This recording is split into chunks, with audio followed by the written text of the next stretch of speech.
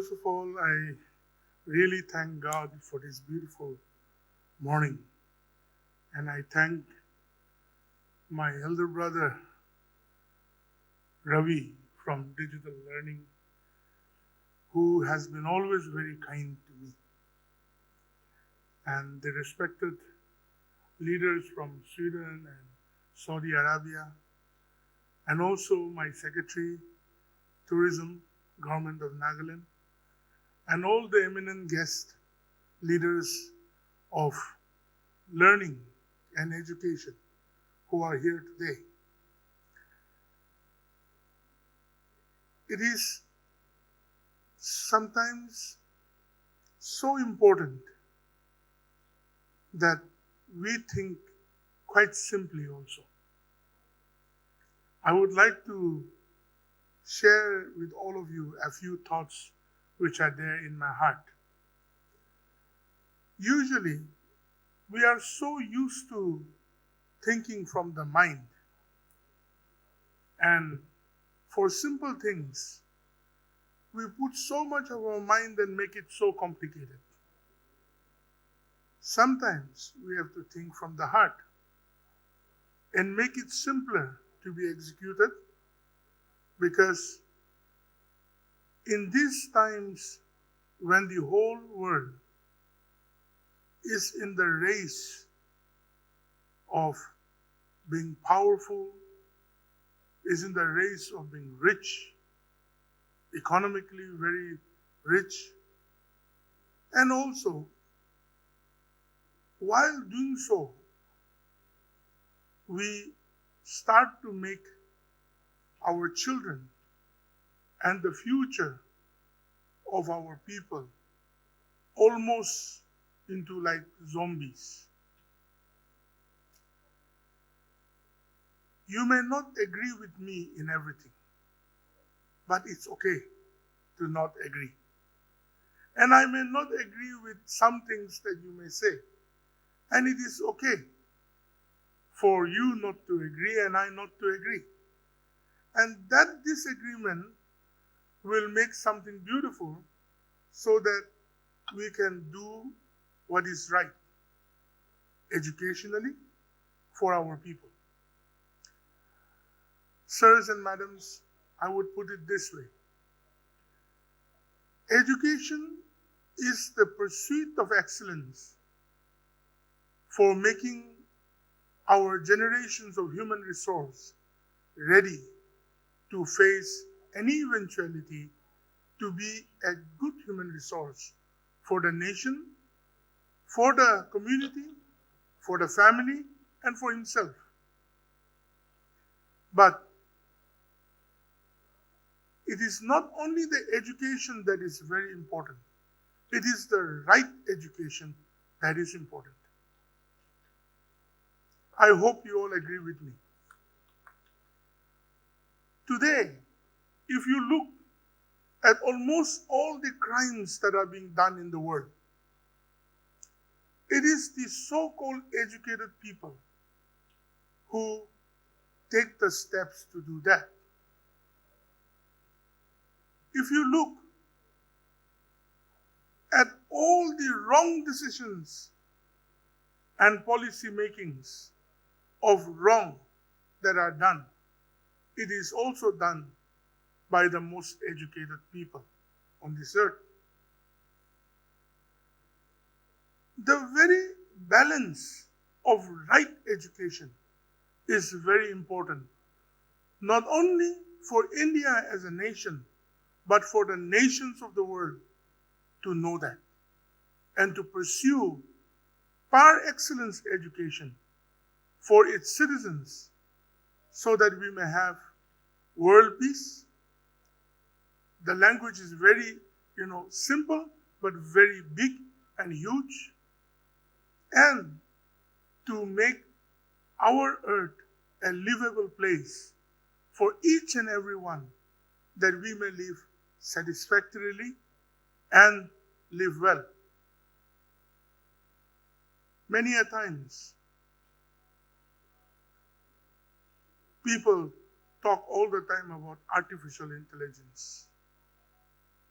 and so many big, big things. It is the need of the hour.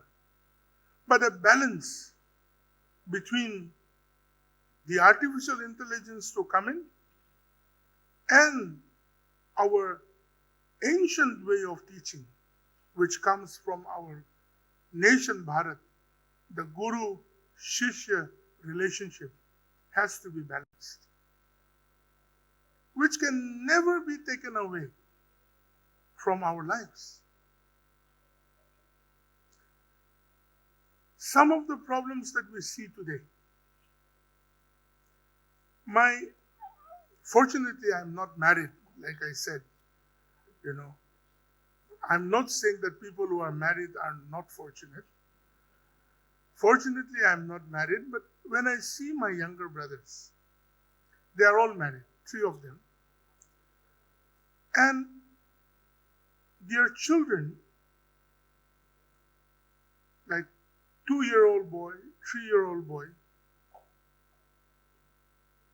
they are on the mobile phone, or you call it Pam Top, like crazy.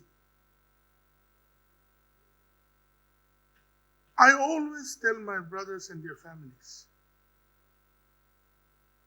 father is on the mobile, mother is on the mobile, the children is also on the mobile and Pam Top. And believe me, remarkably intelligent children. But that is not what I pursue.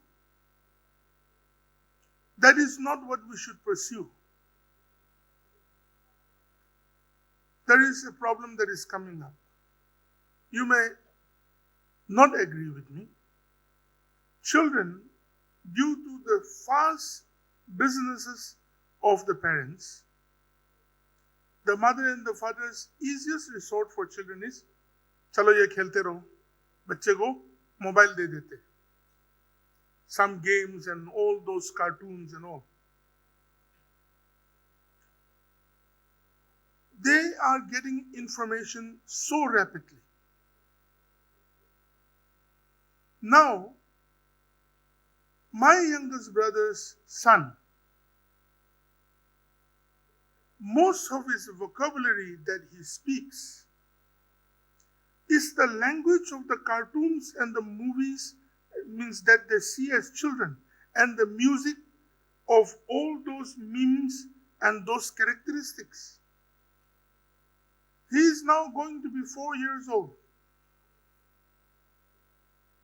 Many of us may not like to speak about our own families because we want our children, our generations, to be known as the best among your friends and circles and community. But I'm so sorry to say about my own family that my family has got so much into technology. Please, technological people, don't mind, okay? Your mobile sales and your, smart board will go up. Don't worry. But I'm just giving you an instance of what happens. So that young boy speaks in a language, I really like to speak with him. Whenever I go home, meet my mother, meet them, because they are family. And the boy also comes to me, my son I would call it, and speaks with me something which I don't understand.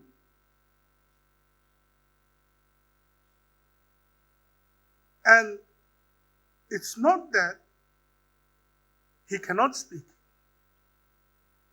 It's just that he has spent more time in that technological world as he grew. And he speaks the language of that. Today, we think we are in a confused state between information and knowledge. All of us are living in a widely informative world today. Without any efforts, we get a lot of information. Even an auto rickshawala, even a sabjiwala, or even a top bureaucrat, or even an officer, or politicians, or educationists, or business people are living in so much of information. But the ability to seek knowledge has completely almost been uprooted. Because information can be anything. Information can be anything. And such a vast country like our India, Bharat, with 1.40 billion population, is driven many a times by propaganda and information that is not right. And in this digital world, we have to differentiate between giving information and giving knowledge. Knowledge has roots. For educationists and for educators, and for institutions that run centers of excellence of knowledge, knowledge has roots. Knowledge has to be planted. It has to be watered. It has to be nurtured. And it has to grow. And that is something with which the man or the woman will live his life throughout till the very end of his days. And even after that, it may be a blessing for generations of people to come about. We act upon information. That is our problem today. So, my dear leaders of the education industry, let us pursue knowledge. Let us give the platform for our people to pursue knowledge, not information alone. My dear sirs on the platform from Saudi Arabia and Sweden, I would like you all to know that the government of India, under Narendra Modi's leadership, I'm not saying that just because he is my Prime Minister, but he is our Prime Minister, has come up with the National Education Policy 2020. And it is one of the best and the greatest education policy that would be even called to be at par with any nations of this world. Because in the context of India and Bharat, with its rich diversity, with its rich cultural and traditional heritage, we have come out of the colonial way of education to an inclusive way of education that will promote knowledge seeking as its primary strength for the rest of the times to come, for India to be a blessing not only for India but for the nations of the world. With the coming in of multidisciplinary colleges and institutions, choice-based credit system as the crux and the spine of seeking knowledge, with vocational and skill development inculcated into it, together with all suggestions and practices that would strengthen the student to be knowledgeable, is the national education policy of this country today. And I hope all of us work towards it. I hope all of us, instead of criticizing certain avenues just because our situations of our states and of our community may be a little bit different. May we imbibe it in full, steadily, but promote this education policy, the national education policy, to be successful in the institutions of our nation. My dear leaders, today, as we look forward to being a global leader not to be a master to teach, but a global leader to be a master to learn from our past, to learn to be inclusive for the nations of the world. I think the education sector plays the most eminent role to doing that.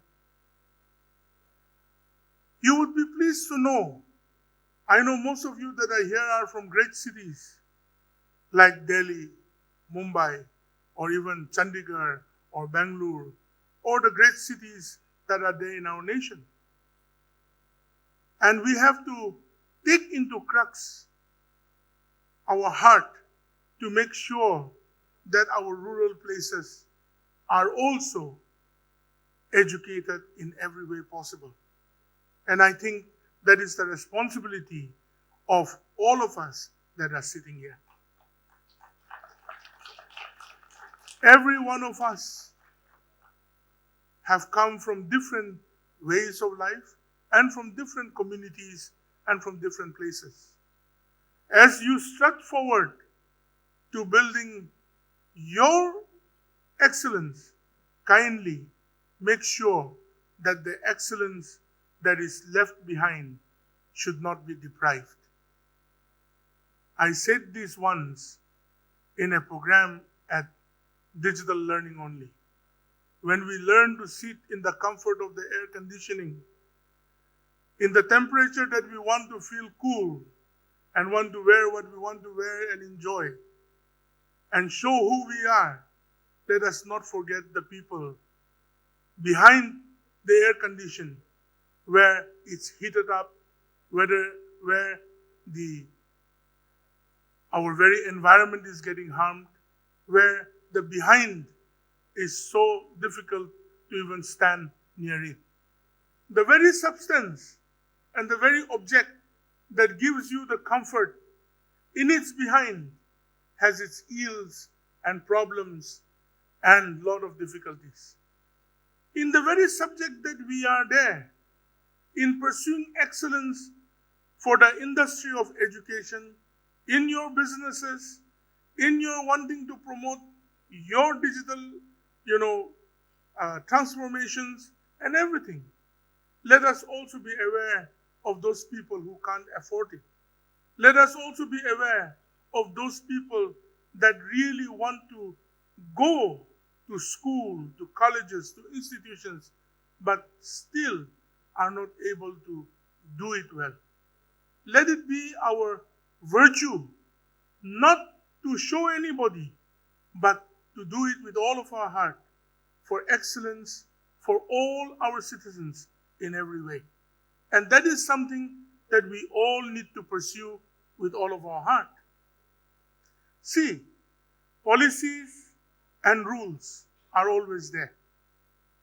But I always say, policies and rules are there to guide us, not to become a roadblock for any issue. I have faced it from the time I have been an higher education minister. When we sit with our leaders of this nation or of the states, and when we tell them of our problems, they listen to us. Just recently, I sat with our Honorable Education and Skill Development Minister, Shri Dharmendra Pradhanji. You must have seen my tweet. He was trying to hug me and I was trying to hug him. I could reach him, but he couldn't cover my body. And that was the fun part of welding. And I was sharing with him the problems that as a small state of Nagaland faces, with a mere population of around 22, 23 lakh people, and where our people live on top of mountains, small villages, where even Sometimes there are only 4 students and 12 teachers. And yet, we are trying to pursue excellence for our people under the blessings of God and under the leadership of this nation. May we all try to be positive in all that we expect to do, and may we all try to make it learning to be simpler than to be complicated. We are already too complicated. Let us try to make learning an art of excellence, not a difficult proposition to be digested through lot of issues and through lot of, maneuverings that may create lesser human beings and more like the so-called artificial intelligence or the so-called, completely zombies. Lastly, I won't take much time. We look forward for excellence in partnering. We look forward for excellence in partnering in a humane manner. When today we are driven by want, not by need, unfortunately. This is going to be my last statement. I won't take much time. We are driven by want. And the most wonderful corporates of this country is, I want to be a philosophical critic to all of you who are part of this industry. You create the want so well, and you make it the need. And you pursue industry in such a manner to make sure that the need becomes a habit. I want to let you know one thing. I may not be the right person to give you all those thoughts, but kindly try to understand and a little bit think about it. If we are going to create more wants, then we are going to create more problems also.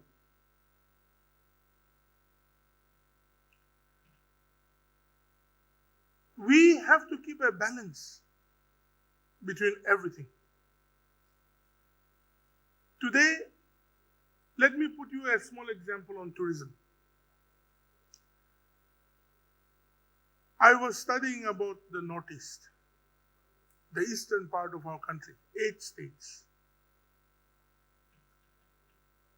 Assam, Guwahati, the gateway of the Northeast, vibrant, growing tremendously, doing well. And sometimes we need to have inputs from the simplest of all people. You don't need inputs from politicians all the time. We are almost crazy. You need inputs from simple people. Not from sophisticated people who can't say what is in their heart, put it to the mind, and say something else all the time. If we were to look as a state among the scenic beauties in the Northeast and comparatively compare, we would come to around number 3 or 4. Now let me not say the beauty of the other states because it may promote them more. But then, if we look at tourism as an industry for my state, first of all, it is the people which are already existing. The human resource.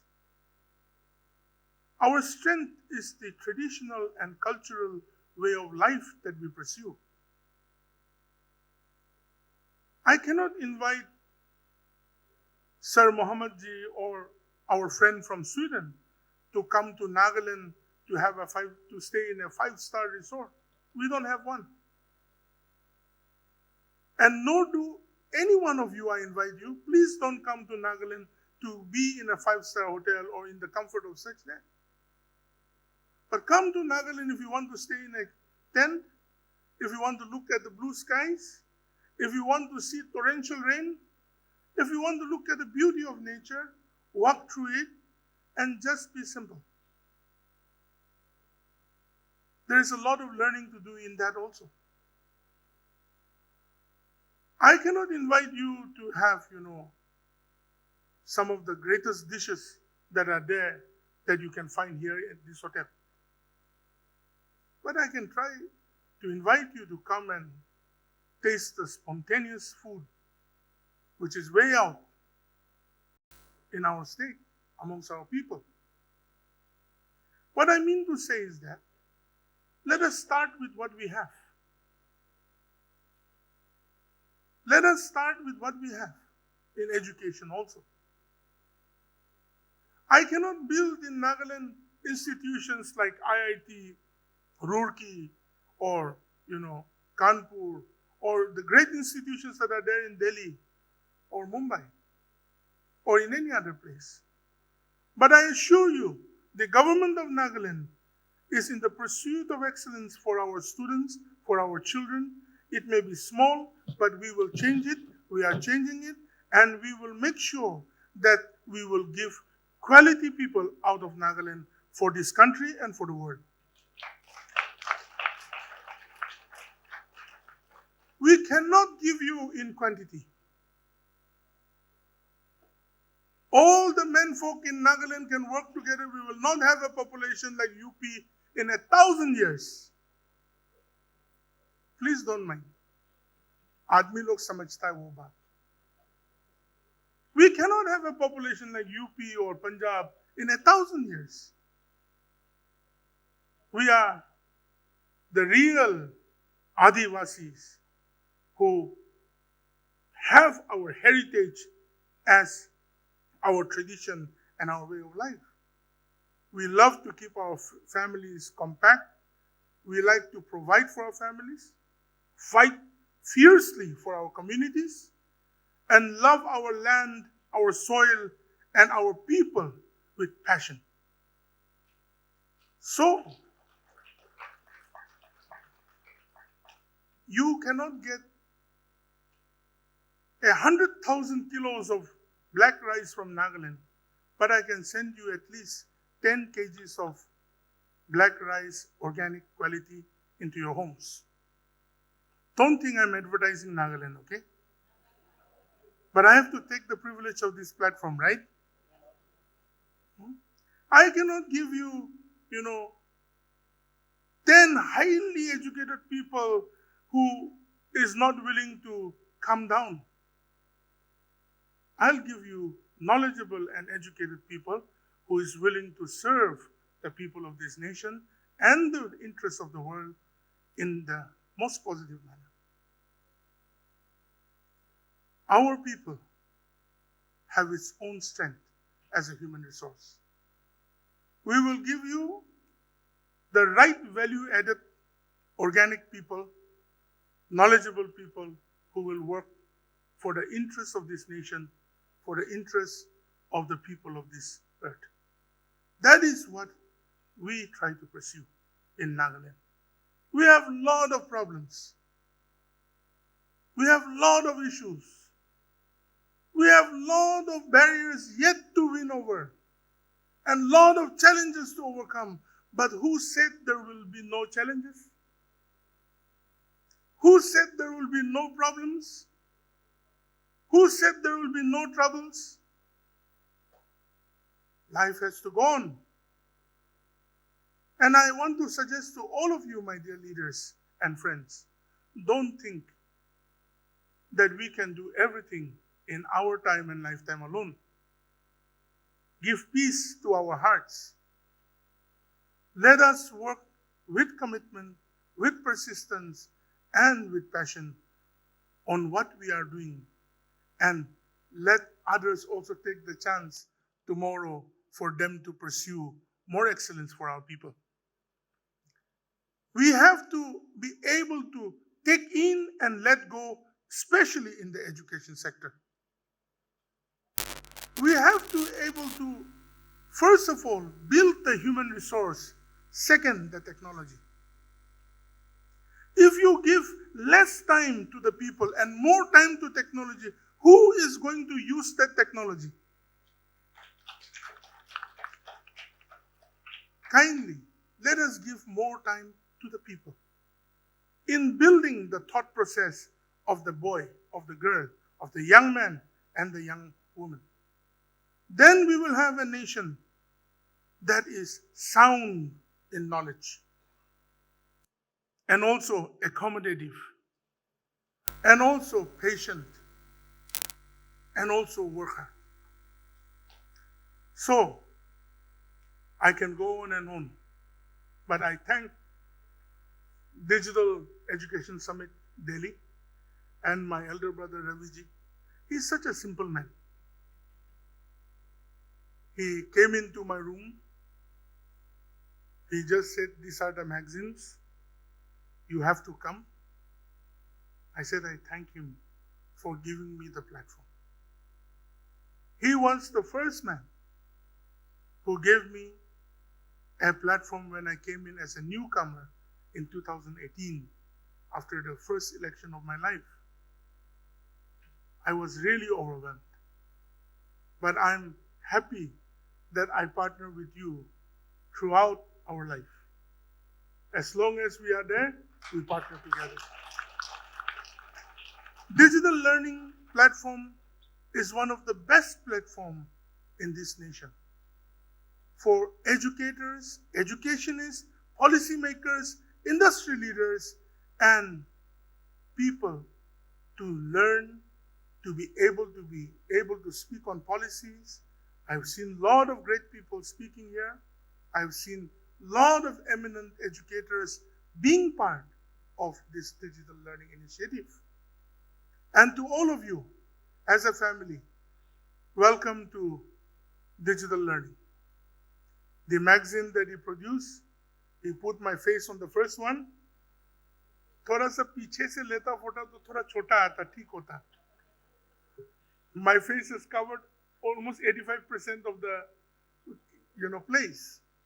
But then, thank you so much for being here.